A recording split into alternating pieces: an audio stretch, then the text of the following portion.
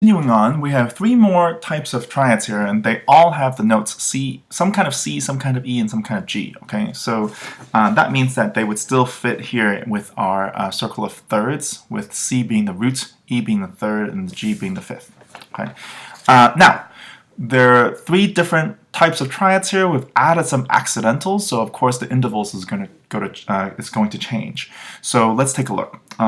From the root to the third here, I have a minor third. And then also the root to the fifth, I have a perfect fifth. In the second chord here, I have from the root to the third, another minor third. But this time, from the root to the fifth is a diminished fifth. And then finally for this one, the root to the third is a major third. Right?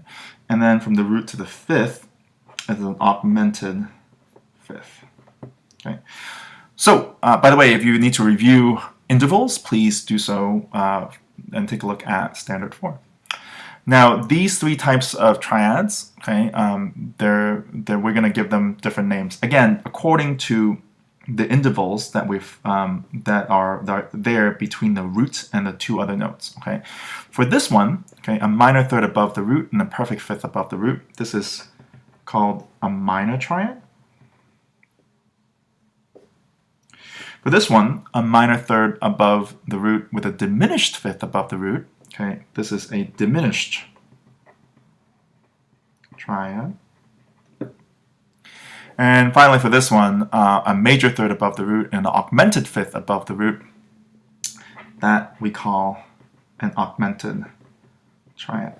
And the full label for all three of these types, we would first state the name of the root note. In this case, they're all C, so this is a C minor triad.